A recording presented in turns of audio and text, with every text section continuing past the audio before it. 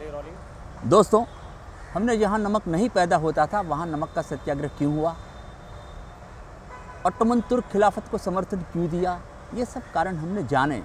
मैंने तब भी आपको कहा था कि 1942 के अंदर क्विट इंडिया मूवमेंट उसी समय पे क्यों चली, इसका कारण आज हम बात करेंगे।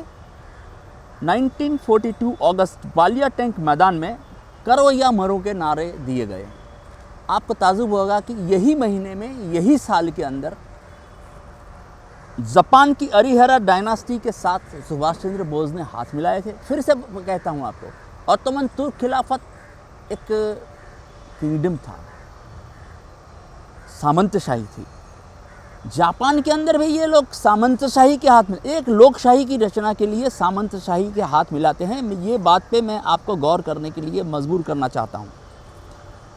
उसी समय अगस्त 1942 के अंदर ही आज़ाद हिंद फौज की रचना जापान में हुई थी। और आपको फिर से बता दूं कि अक्सराय AKSARAY वो ऑटोमन पैलेस का नाम है और अकीहरा जापानी डायनास्टी का नाम है।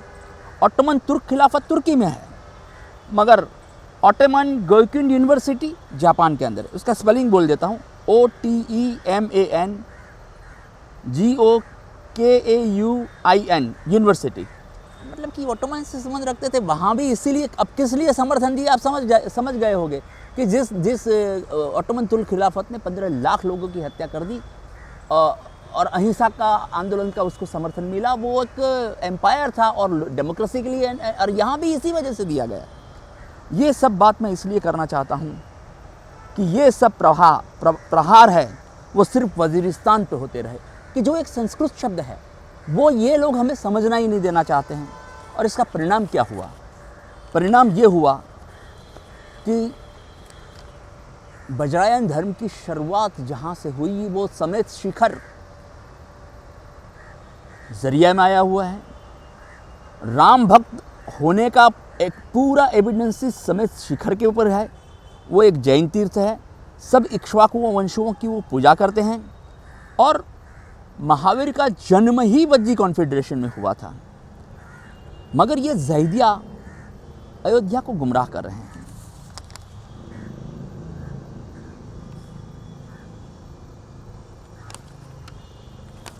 और ये सोमरसेट जो इन्फेंट्री थी, जो गेटवे ऑफ इंडिया में से last infantry pass through and gone, वो सोमरसेट इन्फेंट्री के बारे में नहीं पढ़ोगे तब तक आपको समेत शिखर के बारे में मालूम नहीं पड़ेगा। उसका स्पेलिंग है SOMERSET इन्फेंट्री। और ये सब हुआ। समेत शिखर को इंग्लैंड के अंदर, फ्रांस के अंदर, यूरोप के अंदर याद रखने वालों को गेटवे ऑफ इंडिया से वापस जाना पड़ा, मगर जहाँ शुरुआत हुई थी वो हमने देखी ही नहीं। मैं कासिमिड्स की बात कर रहा हूँ, मैं जैदिया की बात कर रहा हूँ, मगर जिस हेस्टिंग की बात कर रहे हो ये अष्टकुल है।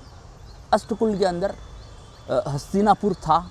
ये वज्जी कॉन्फेडरेशन के इतिहास में लिखा हुआ है। और जब हेस्टिंग यहाँ था तो वो कासिम बाज़ार के अंदर ही था, और कासिम बाज़ार के अंदर ही उसकी अरेस्ट हुई थी। जब नवाखली के जो रायट्स हुए तो उसके अंदर ही कासिम सेना ने ही तोड़फोड़ की थी। और मैं आपको फिर से याद दिलाना चाहता हूँ कि नवाखली और ये दूसरा एक हावड़ा, ये तो यमन के अंदर डिस्ट्रिक्ट है, वही नाम है। तो अपन इस चीज़ को, ये सल्तनत बंगाल सल्तनत तुर्क मामूल लगती थी, उसको हम नहीं समझेंगे तब तक कि कासिमिड्स को नहीं समझ सकते। और उन्होंने ही ये क्विट इंडिया कहा है, क्योंकि जाते जाते उनको ये समेत शिखर के जो है रखवाले, सोमरसेट इन्फेंट्री, उनको जाते जाते कहना पड़ा कि सोमरसेट इन्फेंट्री ने जब यहाँ से विदाई ली तब military history of British India का एक किताब है, उसके अंदर लिखा गया है कि 18 फरवरी के दिन मेजर जनरल LG विल्सन ने ये, जब ये इन्फेंट्री जा रही थी तब ये कहा था कि in the future we shall watch you with great sympathy and with great pride We pride ourselves that we have helped in what was taken place. I, representing today the British soldier, the fighting man of Britain, wish you the very best of luck in future. अब ये Britain का सैनिक के बारे में जब हम बात करते हैं तो ये ब्रिटेन के सैनिक पूरे वर्ल्ड के अंदर लड़ाई करने के बाद बोध गया में आके कल्पवृक्ष के नीचे बैठ के आराम करना क्यों उनको अच्छा लगता है, ये हमें तब मालूम पड़ेगा कि जब ये सीधी सैयद की जाली के अंदर हमको कल्पवृक्ष दिखेगा।